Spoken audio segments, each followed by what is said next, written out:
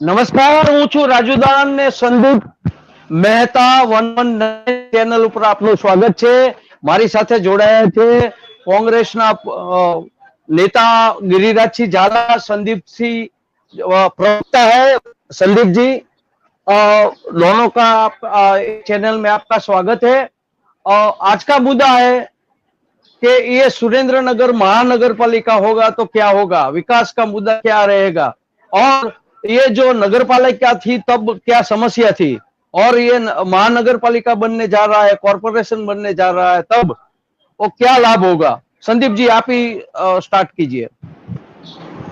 महानगर पालिका बनने से एक लोगों के ऊपर आर्थिक बोझ आएगा।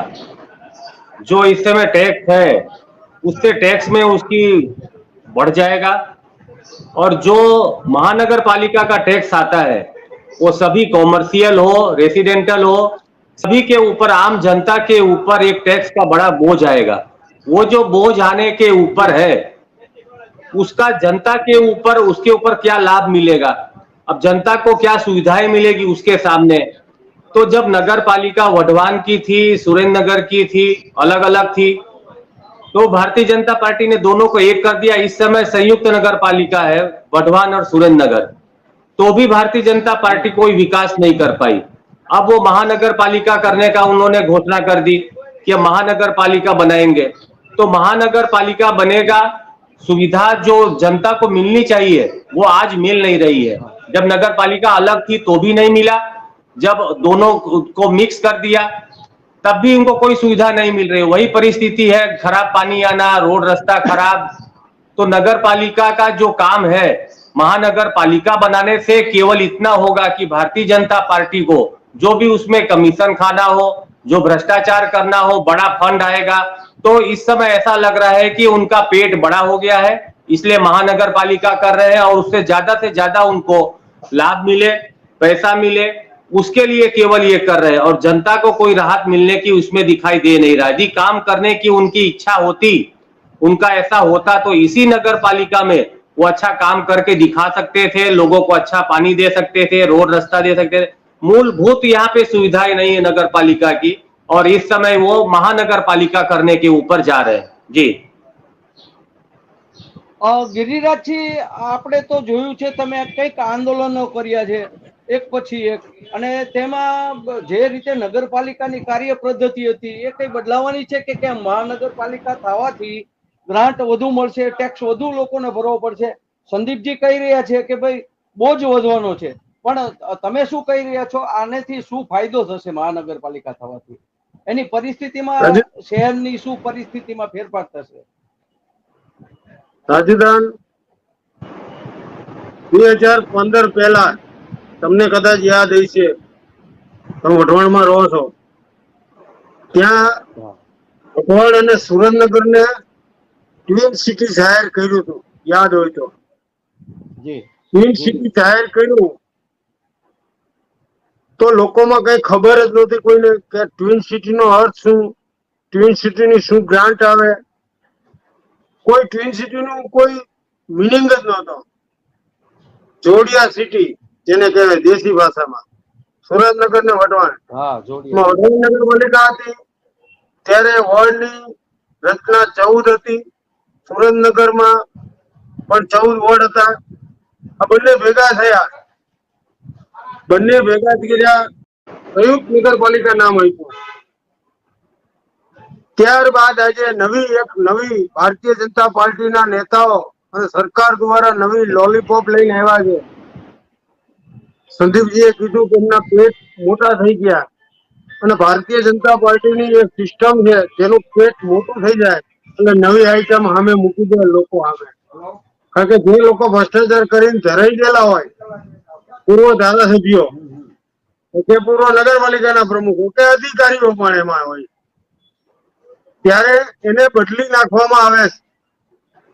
તમે ચીફ ઓફિસર કેટલાય વખત બદલાણા, આપ સૌ જાણતા જ હશો, પણ બે સિટીને એક કર્યા ત્યારબાદ ચૂંટણી નજીક આવી, ચૂંટણી લડ્યા કોંગ્રેસ ને ભાજપ, ત્યારે લોકોએ 49 સીટ આપી ભારતીય જનતા પાર્ટીને।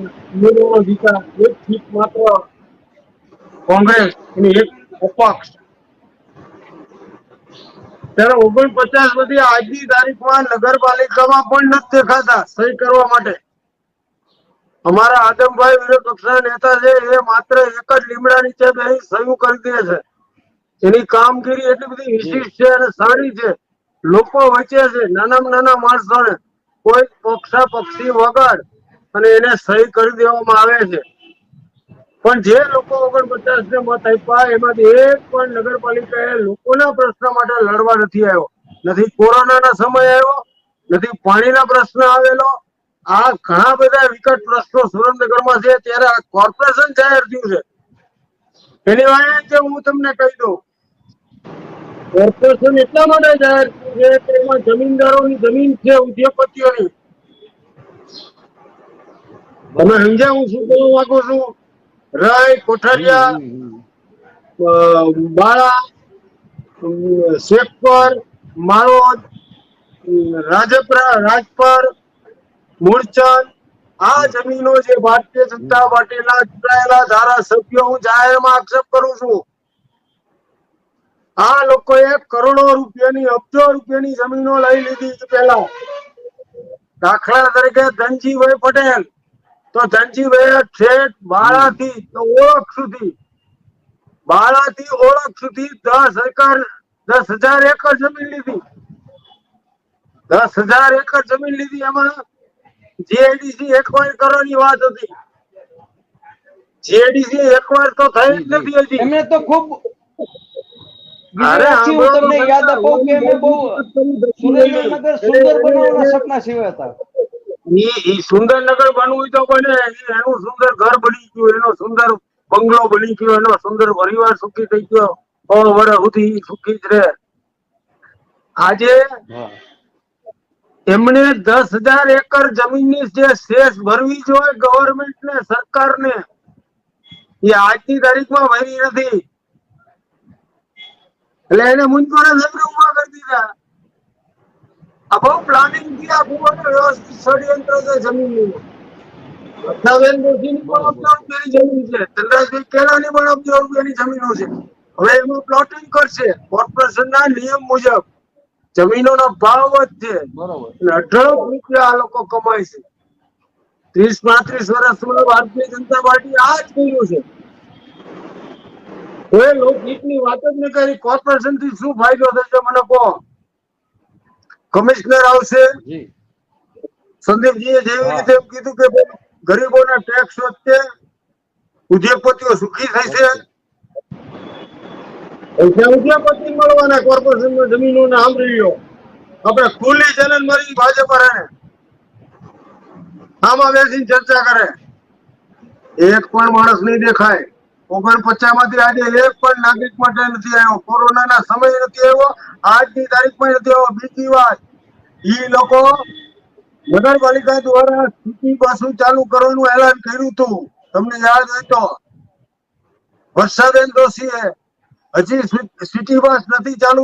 ઝાલા છે વઢવાણના, તે જોડાઈ રહ્યા છે અને તે આપણે વઢવાણ જે સુરેન્દ્રનગર નગરપાલિકા મહાનગરપાલિકા બને તો લોકોને સીધો શું ફાયદો થશે, ટેક્સ કેટલો વધશે, એની થોડીક એમની સાથે પણ ચર્ચા કરીએ. યુવા નેતા છે અને તે આગળ વાત કરી રહ્યા છે વઢવાણની. એક જ મિનિટ. હા રાજુદાન, હા, આમાં એવું છે કે સુરેન્દ્રનગરના નેતાઓની ઈચ્છા શક્તિની કમી દેખાય છે. છેલ્લા 30 વર્ષથી ભાજપને જ મેન્ડેટ મળે છે અને લોકોના ખોબે ખોબે વોટ આપે છે, છતાંય પણ કોઈ એવું કામ કરી શક્યા નથી. તો હવે મહાનગરપાલિકા બનાવે અને એમના આત્મા જાગે અને નવેસરથી કંઈક સારું કામ કરવાની ઈચ્છા દર્શાવે તો આ કામ થઈ શકે તેમ છે. આ લોકોની ઈચ્છા શક્તિ જ નથી. 30 વર્ષથી સુરેન્દ્રનગરની પ્રજાએ ખૂબ વોટ આપ્યા. નરેન્દ્રભાઈ મોદીએ 30 વર્ષ પહેલા આપેલું વચન કે સુરેન્દ્રનગરમાં કોટન હબ, અહીંયા ટેક્સટાઇલ ઉદ્યોગ બનાવવા છે. આ 30 વર્ષ જેવો સમય નીકળી ગયો છે, છતાંય કોઈ એ પ્રકારની કોઈ કામગીરી ઉદ્યોગમાં કોઈ નવા ઉદ્યોગ દેખાતા નથી. કોઈ સમસ્યાઓ પૂર્ણ થતી નથી અને એમને એમ જે 19મી સદીનું સુરેન્દ્રનગર ચાલ્યા જ કરે છે.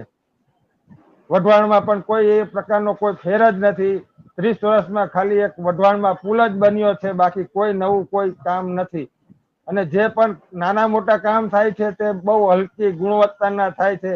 कि मेरा मुद्दा जो बात करने का है, जो वढवाण और सुरेंद्रनगर दोनों सिटी को पानी का वितरण का जो होता है जल योजना में, वो 65% वो सुरेंद्रनगर को देते हैं और 35% वढवाण को देते हैं. ये पुरानी ढब है और शुद्ध पानी है ही नहीं. फिल्टर आज भी चालू नहीं है, फिल्टर आज भी चालू नहीं है. इसमें ये कॉर्पोरेशन लाने के बाद क्या होगा वो पता नहीं. आम आदमी, सामान्य आदमी चीफ ऑफिसर को मिल सकते थे, लेकिन कमिश्नर को डायरेक्ट नहीं मिल सकते. तो प्रॉब्लम क्या होगा? हंगामा होगा. आज भी सुरेंद्रनगर डिस्ट्रिक्ट के फरते जो नए आवास केंद्र हुआ है, नई सोसाइटी हुई है, वहाँ पानी पहुंचता नहीं. आज भी नहीं पहुंचता है, पानी साफ नहीं आता है. दररोज पानी देने का वचन दिया था रणजी भाई ने. वो आज तक 3 दिन का पानी आता है, 2 दिन के पानी आता है, 5 दिन का पानी आता है, वो भी फिल्टर बिना. इसमें जो 65 और 35 का जो % जो पानी का वितरण का जो आयोजन है ना, वो बहुत बहुत और बहुत फोकस कार्य है. वो पानी की लाइन फेल हो गई. 51 करोड़ की है वो, उसका बजट उसका था. तभी हमने आवेदन पत्र दिया था, सबको बोला था, कलेक्टर को भी बोला था, लेकिन उनका जो सरकार की वजह से वो काम पूरा करने देना पड़ा है. और आज भी वहाँ पानी नहीं आता, पुरानी लाइन में ही आता है. पुरानी ढब से पानी देता है, नहीं फिल्टर होता है. पानी कब आता है? सुबह 3 बजे आता है या 2 बजे आता है, कोई टाइम नहीं होता है. आज लोगों की जरूरत क्या है? पानी. हर रोज पानी मिलना चाहिए, भले आग 1 घंटा दे, आधा घंटा दे, लेकिन हर रोज पानी मिलना चाहिए. ऐसी कोई ढब है ही नहीं. नगर के सरकारी ऑफिस में भी मिनरल वाटर का केरला आता है. यदि पानी साफ आता है तो उनको वहां डायरेक्ट लेना चाहिए. आज लोगों के लिए टैंकर राज चल रहा है नगर पालिका में, उसका भी बिल बनता है. उसका जो बिल बनता है वो बढ़िया बनता है, कपसी का बनता है. जो अभी प्री मानसून का कार्यक्रम चल रहा है, तो जो यहाँ माटी यहाँ रास्ता में डालते हैं, वो माटी काम में भी बहुत बढ़िया भ्रष्टाचार चल रहा है. कॉर्पोरेशन बनने से ये सोचते होंगे कि भ्रष्टाचार कम हो जाएगा, विकास हो जाएगा. तो ये हमारे लॉलीपॉप है. जितने कॉर्पोरेशन जाहिर किया है ना, जूनागढ़ की दशा देख के आए. जूनागढ़ में आज भी प्रॉब्लम है. प्रॉब्लम घटे नहीं है, प्रॉब्लम कोई कम नहीं हुआ, प्रॉब्लम बढ़ गया है. और हमारी सुरेंद्रनगर की जनता तो बहुत गरीब आदमी रहते हैं. वो कैसे पानी का टैक्स देगा, आवास का टैक्स देगा, सब टैक्स आएगा. ये टैक्स का भार जो है, वजन है, वो नहीं झेल सकेगा. वो दिन भर गरीब हो जाता है. क्या बाद में क्या होगा कि इसने ये एरिया वाले ने मत नहीं दिया, वो एरिया वाले ने मत नहीं दिया हमारे को, तो उनके ऊपर जुल्म होगा. आप देखते जाइए. कॉर्पोरेशन का जो जाहिरनामा आया है, कल ही मैंने पढ़ा था पेपर में, 6 महीने के बाद इलेक्शन आ रहा है. लेकिन प्रॉब्लम क्या, आज लोग नहीं बोल सकते. कोई आज लोग नहीं बोल सकते. तो हमें कॉर्पोरेशन नहीं चाहिए. किसने बोला था कॉर्पोरेशन देने का? किसी ने भी बोला. लेकिन ये 4-5 आदमी की जमीनों को बिकने के लिए बड़ा व्यापार हो और अच्छी से दाम मिले, इसलिए ये कॉर्पोरेशन हुआ है. मैं चैलेंज मार के कहता हूँ, इन लोगों को कोई नहीं है, कॉर्पोरेशन बने या न बने, लेकिन लोग हैरान परेशान हो जाएंगे. कोई विकास नहीं होगा. जैसे थे नगर पालिका में काम चलते थे, ऐसे ही चलेगा. बढ़िया ग्रांट आएगी, सबका पेट खुलेगा. ये नया धारासभ्य है उसका भी खुल जाएगा, नया शासन सभ्य है उसका भी पेट खुल जाएगा.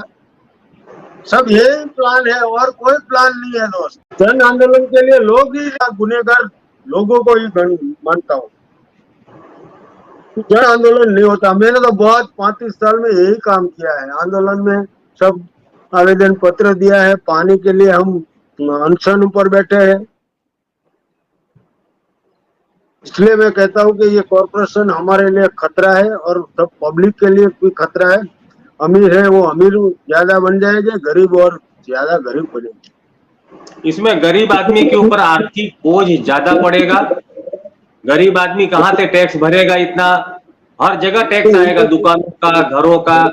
सुरेंद्रनगर जिले में ऐसी कोई आवक का साधन है नहीं, कोई ऐसी फैक्ट्री भी नहीं है, ऐसी सर्विस भी नहीं है, ऐसा धंधा भी नहीं है। सामान्य लोग रह रहे हैं। तो ये सब पहले सर्वे करना चाहिए। डिक्लेरेशन से पहले वो सर्वे करना चाहिए कि वहाँ कितना उद्योग है, कितना जीआईडीसी में चालू यूनिट है, कौन सा उद्योग बताइए। सबसे बड़ा उद्योग तो हमारा रिक्शा का है। तो समझो कि रिक्शा चलाने वाला छोटा में छोटा आदमी होगा, तो हर रोज 500, 200, 300 रुपया लेकर घर जाएगा, तो क्या कॉर्पोरेशन का टैक्स भरेगा? तो तानाशाही है। रोजगार है नहीं और टैक्स की मार ऊपर से पड़ने वाली है। तो देखिए आने वाले समय में क्या होता है। महानगर पालिका बनती है, सरकार क्या क्या सबको एक वादा देती है और जनता उस वादे में कितना फंसती है। चुनाव होगा, वो भी पता चल जाएगा कि जनता को क्या स्वीकार है कि नहीं है। जनता को निर्णय करना है आने वाले समय में। तो देखते हैं क्या होता है। तो आज की चर्चा यही समाप्त करते हैं। जय हिंद, जय भारत।